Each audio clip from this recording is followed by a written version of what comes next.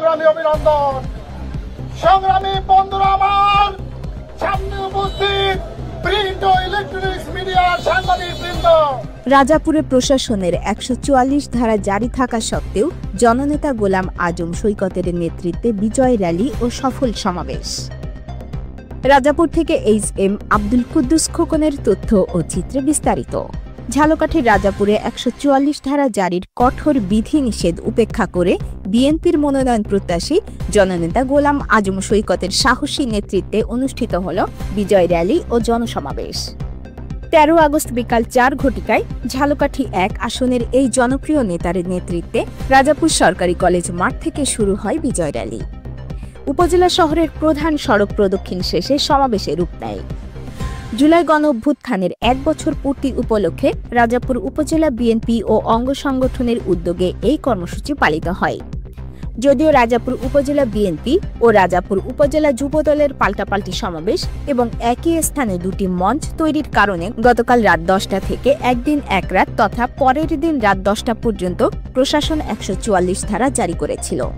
তবুও জনতার ঢল এবং গোলাম আজম সৈকতের দৃঢ় নেতৃত্বে কর্মসূচি ছিল সফল ও শান্তিপূর্ণ।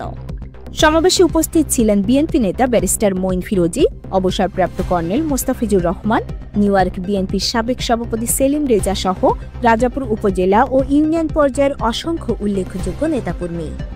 জননেতা গোলাম আজম সৈকত তার বক্তব্যে বলেন, দমন পীড়ন, মিথ্যা মামলা আর ভয়ভীতি দিয়ে আন্দোলন রোধ করা যাবে না। রাজাপুর কাঠালিয়ার মানুষ পরিবর্তনের জন্য ঐক্যবদ্ধ হয়েছে। আমরা জনগণের অধিকার প্রতিষ্ঠা না হওয়া পর্যন্ত আন্দোলন চালিয়ে যাব। সন্ত্রাস ও চাঁদাবাজদের বিরুদ্ধে সবসময় ঐক্যবদ্ধ আছি, থাকব, ছিলাম। আমি রাজাপুর কাঠালিয়া সন্ত্রাস চাঁদাবাজ মুক্ত করব ইনশাআল্লাহ। স্থানীয় রাজনৈতিক বিশ্লেষকদের মতে ১৪৪ ধারা উপেক্ষা করে এভাবে জনসমাগম ঘটিয়ে গোলাম আজম সৈকত শুধু নিজের রাজনৈতিক শক্তির প্রমাণই দেননি, বরং রাজাপুর কাঠালিয়ায় বিএনপির গণভিত্তি কতটা দৃঢ় তা আবারও তুলে ধরলেন। তবে স্থানীয় সচেতন মহলের একাধিক ব্যক্তি উপজেলা প্রশাসনের উস্কানি ও ব্যর্থতা মনে করছেন।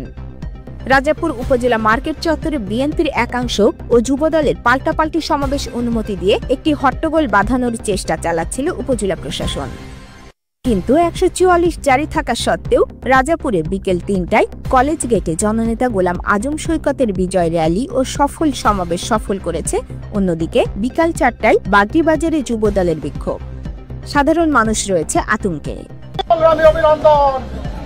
সংগ্রামী বন্ধুরা আমার, সামনে উপস্থিত প্রিন্ট ও ইলেকট্রনিক্স মিডিয়ার সাংবাদিকবৃন্দ এবং পাশে উপস্থিত রাজাপুর উপজেলা প্রশাসনিক অফিসারবৃন্দ, সদস্যবৃন্দ, আপনারা জানেন গত ৭ই আগস্ট এই রাজাপুর উপজেলা পরিষদ মার্কেট চত্বরে বাংলাদেশ জাতীয়তাবাদী দল বিএনপি রাজাপুর শাখা বিজয় র্যালি এবং সমাবেশের ঘোষণা করেছে। বন্ধুরা, সেই সমাবেশের অনুমতি এই প্রশাসন আমাদেরকে দিয়েছে।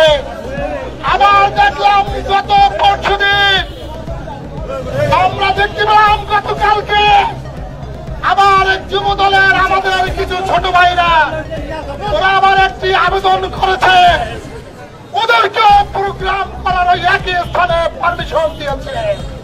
তাই আমি বলতে চাই, এই উপজেলা প্রশাসন কি অধর্ম প্রশাসন? এই উপজেলা প্রশাসনের কোন নিয়ম কানুন মানে না। এই উপজেলা প্রশাসন ফ্যাসিস্টের দূষণ। তার কারণ যুবদল ওরা ছোট ভাই, ওরা ভুল করতে পারে, ওরা প্রোগ্রাম দেখার অধিকার ওদের আছে। আপনি কেন একজন উপজেলার অভিভাবক হিসেবে বিএনপি ওদের ভাষণ সংগঠন, ওই সংগঠনের একই জায়গায় কেন প্রোগ্রাম করার অনুমতি দিয়েছে?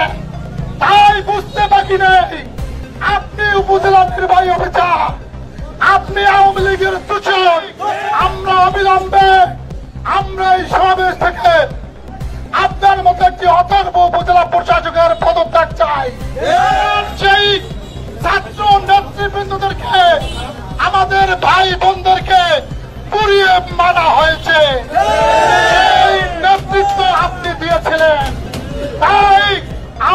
অবিলম্বে আমরা এই সমাবেশ থেকে আপনার মতো একটি অথর্ব উপজেলা প্রশাসকের পদত্যাগ চাই।